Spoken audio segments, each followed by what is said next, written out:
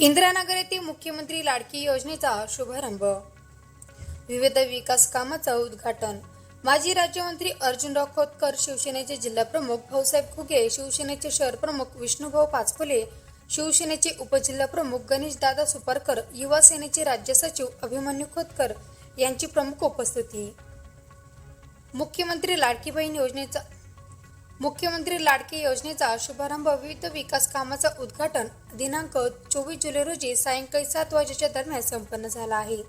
यावेळी प्रमुख उपस्थिती म्हणून माजी राज्यमंत्री अर्जुनराव खोतकर, शिवसेनेचे जिल्हाप्रमुख भाऊसाहेब घुगे, शिवसेनेचे शहर प्रमुख विष्णुभाऊ पाचपुले, शिवसेनेचे उपजिल्हाप्रमुख गणेशदादा सुपारकर, युवा सेनेचे राज्य सचिव अभिमन्यू खोतकर यांची प्रमुख उपस्थिती होती। मुख्यमंत्री लाडकी बहीण योजनेचा शुभारंभ शिवसेनेचे नेते राजू पवार यांच्या माध्यमातून मुख्यमंत्री लाडकी बहीण योजनेचा शुभारंभ संपन्न झाला। यावेळी आमदार कैलास गोरंट्याल यांनी अर्जुन खोतकर यांना आवाहन केले होते की विकासाचे 5 कामे दाखवा।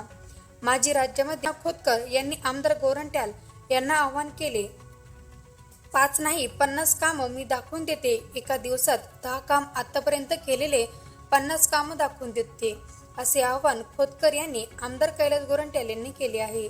यावेळी दीपक वैद्य, भरत जोगदंड, रमेश कर्डिले, गणेश पुंगळे, गजानन डोके, विष्णू ठाकर, दीपक गायकवाड, रामू कसबे, आकाश पडू, भरत गंगाधरे, दीपक तळेकर, राम खंदारे, राजू उदावंत, गणेश उगले, रवी कानोटे आदींची उपस्थिती होती। कळसाचं काम इथे पूर्ण केलेलं आहे। बरेच कामं असे आहेत जे आम्ही सर्व मिळून करतो। इथं अंगणवाडी सेविका बसलेल्या आहेत आमच्या माता बहिणी, त्यांचं फार मोठं योगदान इंदिरानगर वासियांसाठी आहे। अशा आमच्या वंदनाताई बोबडे, प्रतिभाताई घुगे, मथुराताई अंबोरे, जयश्रीताई मोकळे, इंदुताई खडके, मंदताई दुर्ळे यांना विनंती करतो की त्यांनी समोर यायचे। भाऊ, यांचं काम इतकं मोठं आहे या वार्डात की जेव्हा तो कोरोना काळात सुद्धा या महिलांनी काम केलेलं आहे आणि जवळजवळ लाडकी बहीण योजनेचं 7% काम आमच्या इंदिरानगरमध्ये झालेलं आहे। तर मी त्यांना विनंती करतो आणि भाऊला विनंती करतो की त्या माता बहिणीचा सत्कार करावा।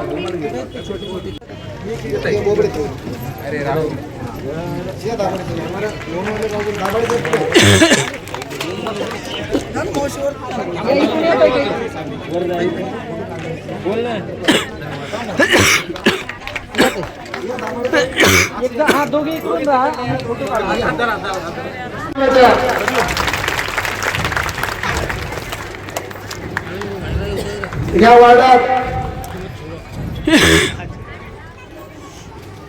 आज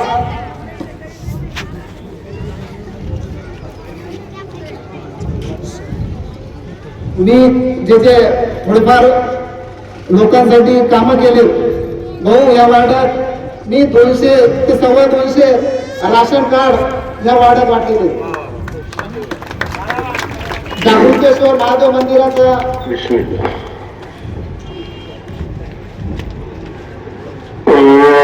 की मी 7 वर्षाचे असताना माझे वडील गेले, माझ्या आईने आम्हाला लहानचे मोठे केले।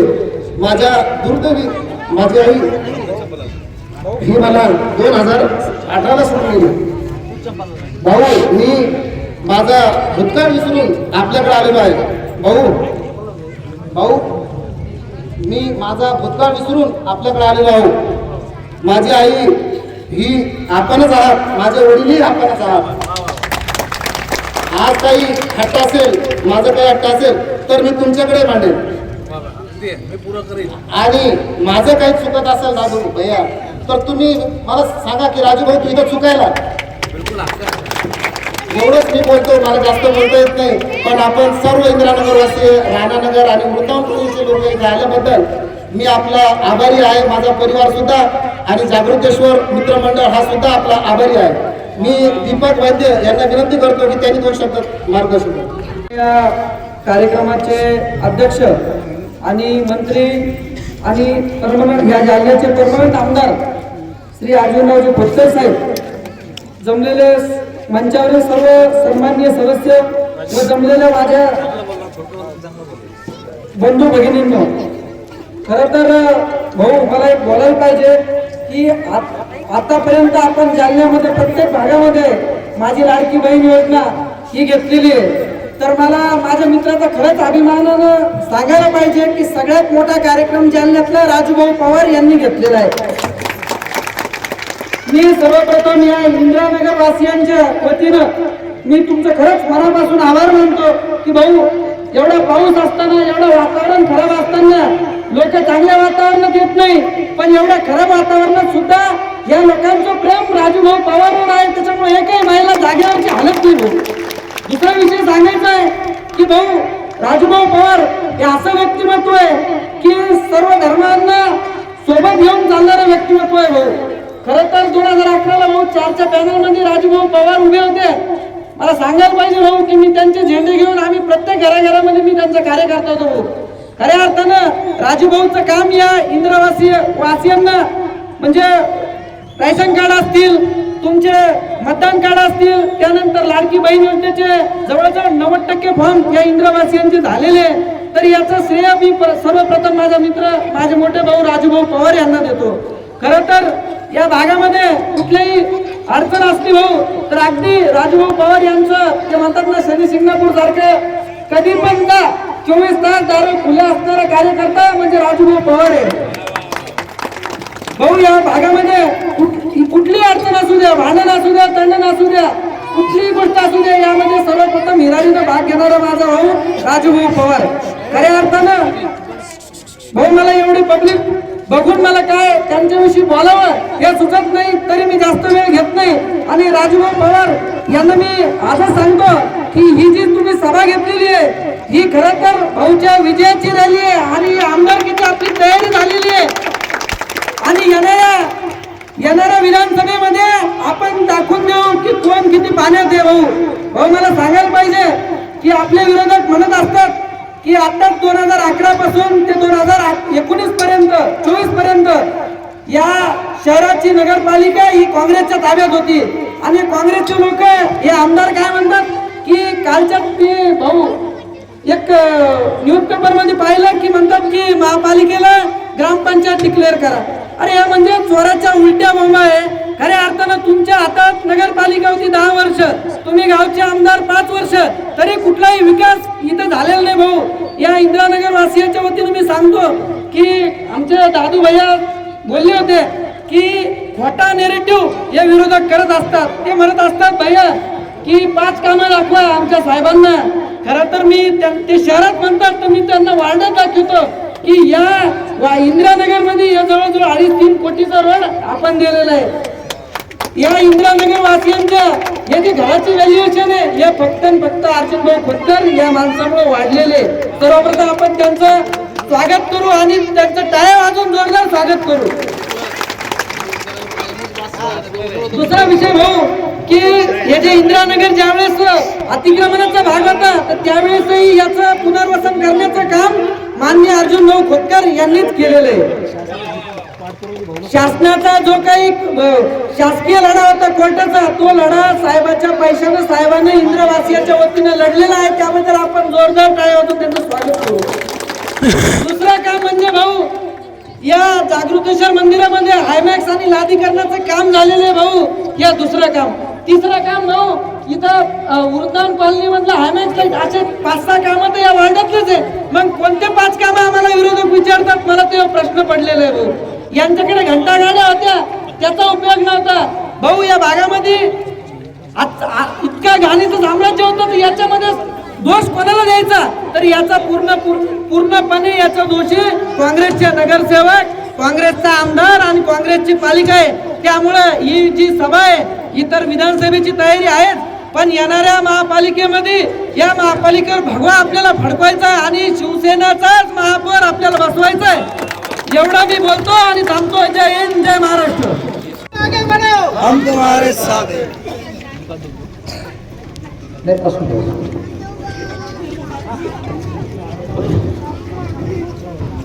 राजू पवार यांनी आयोजित केलेला हा लाडकी बहीण आणि विविध कामाच्या उद्घाटन या निमित्ताने मंच उपस्थित पंडितजी भोटेकर, भाऊसाहेब घुगे, विष्णुपाल फुले, गणेश दादा, अभिमन्यू मामा, सर्व लक्ष्मणराव आणि संताजीपासून तर सर्व दीपकपासून तर गायकवाडपासून सर्व मान्यवर जमलेल्या सर्व भगिनी, मी आपला आभारी की एवढ्या पावसामध्ये आपण या ठिकाणी राजू आणि आमच्या आग्रहाखातर या ठिकाणी थांबला. मी तुम्हाला सांगू इच्छितो, जो पावसाचा थेंब तुमच्या अंगावरती पडतो ते एका एका थेंबाचा विकास कामाच्या माध्यमातून निश्चितपणे बदला आम्ही तुम्हाला उपकार तिथे घडवण्याचा प्रयत्न करतो. खरं तर हा DP रोड झाल्यामुळं शहराच्या मुख्य रस्त्यावरती आता इंद्रनगर या ठिकाणी आलेलं आहे. दीपकला थोडासा मुद्दा सांगितला की या ठिकाणी इंदिरानगर, संपूर्ण इंदिरानगर भयभीत होतं. तुकारामजी मुंडे यांच्या कारकिर्दीमध्ये सर्व यंत्रणा येऊन बसली. JCB, पोकलॅन, नगरपालिकेची पूर्ण यंत्रणा येऊन बसली आणि इंदिरानगर हे उठवलं जाणार होतं. माझ्याकडे इंदिरानगरचे रहिवासी आले, काही करा आम्हाला वाचवा. आणि मी तुकाराम मुंडेपासून तर मंत्र्यापर्यंत वर मुख्यमंत्र्यापर्यंत बोललो आणि मी म्हणत नाही माझ्यामुळं, परंतु तुमच्या सर्वांच्या आशीर्वादामुळं आपण हे इंदिरानगर त्यावेळेस वाचू शकलो. आणि इंदिरानगरचं एक नाही घर आपल्या प्रयत्नामुळं, राजू आम्ही सर्व आमच्या प्रयत्नामुळं या ठिकाणी वाचू शकलो.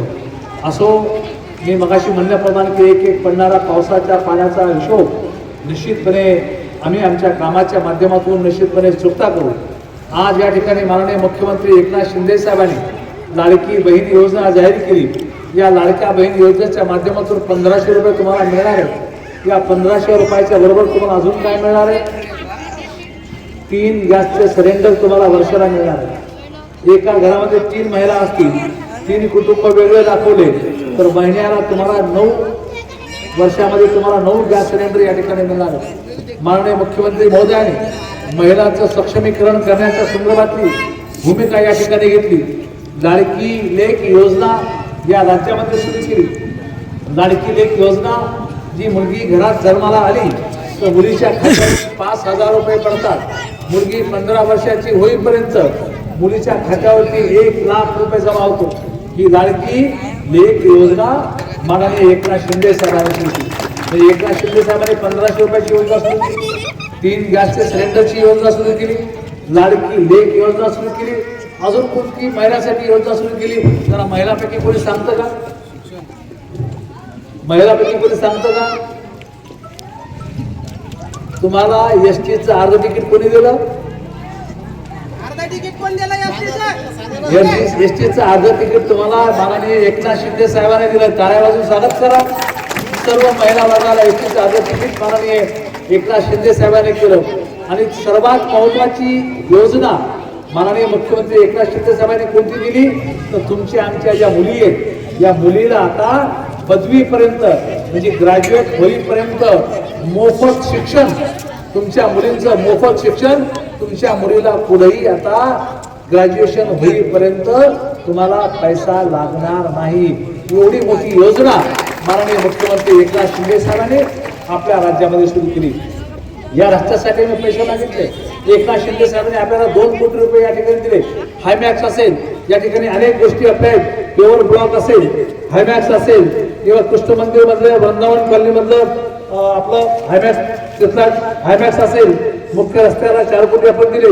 भुतेकर पंडितराव यांच्या, गणेशराव यांच्या भागामध्ये आपण तो डोमचा दिला होता, पण तो तांत्रिक बाबीमुळे त्या ठिकाणी तो अडकला आणि त्यामुळे तो पुढे जाऊ शकला नाही.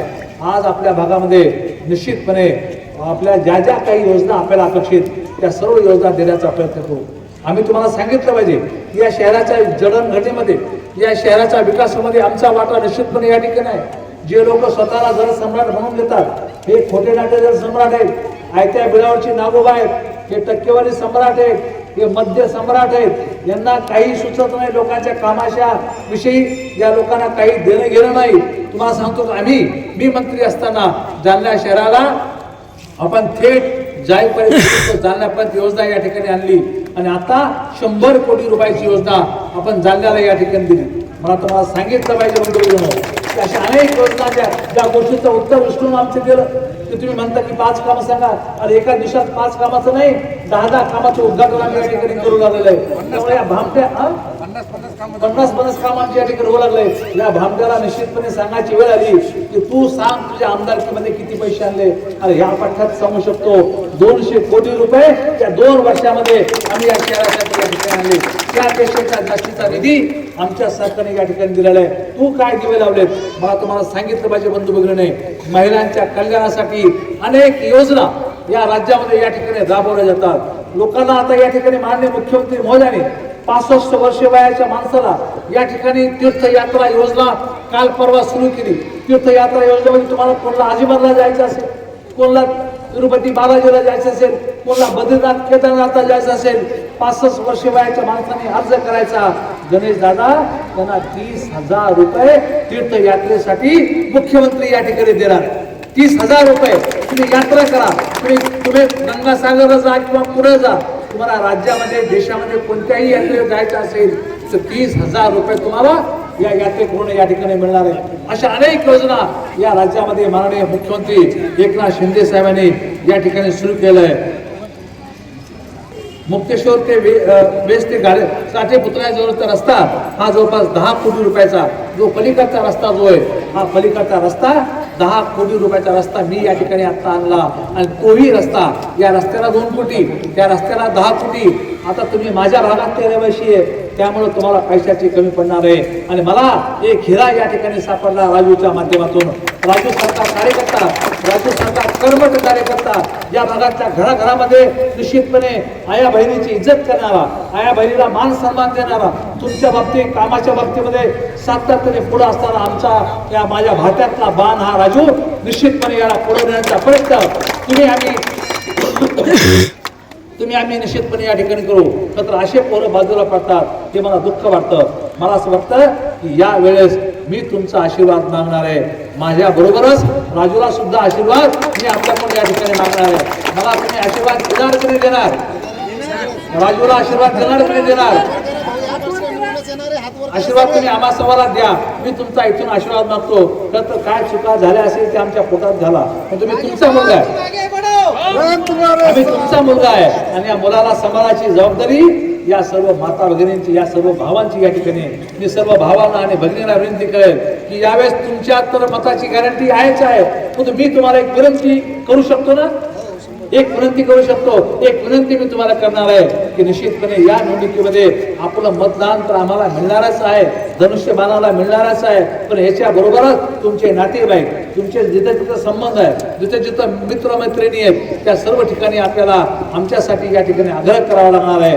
कारण की आम्ही सर्व जाती धर्माची इज्जत करणार आहेत. आम्ही कधी कोणाचा हेट करत नाही, कधी कोणाचा द्वेष करत नाही. आम्हाला हिंदू, मुस्लिम, ख्रिश्चन सर्व आम्हाला भावासारखे. आम्ही सर्व लोकांचा इज्जत, त्या सर्व लोकांचा निश्चितपणे मान सन्मान कसा वाढेल. आम्ही कधी चुकून सुद्धा आमच्याकडून कधी कोणाचा अपमान झाला नाही. आज या ठिकाणी निश्चितपणे शहरातले एवढे कार्यक्रम झाले राजू, पण सर्वात चांगला कार्यक्रम तुझा या ठिकाणी झाला. चांगले तर बाकीही कार्यक्रम चांगले झाले पण तू हाही कार्यक्रम अत्यंत पाऊस पडत असताना कोणी कोणासाठी थांबत नाही. त्यामुळेच मी म्हणलो की अंगावर पडणारा प्रत्येक थेंबाचा हिशोब भविष्य काळामध्ये विकास कामाच्या माध्यमातून तुम्हाला देऊ. आज वा वा वा, धन्यवाद. खरं तुम्ही तुमचा आभारी आहे की खरं पावसामध्ये कोणी बसत नाही. आपल्यावरचं प्रेम, माय मावळ्याचे आशीर्वाद असेच आमच्या पाठीमागं या ठिकाणी राहावेत ही विनंती या ठिकाणी करतो. आणि जास्ती आपली परीक्षा घेत नाही. आपण सर्व या ठिकाणी आलात त्याबद्दल राजूच्या वतीनं आणि या सर्व त्याच्या मित्र कंपनीच्या वतीनं मी आपले मनापासून आभार व्यक्त करतो. जय हिंद, जय महाराष्ट्र, धन्यवाद.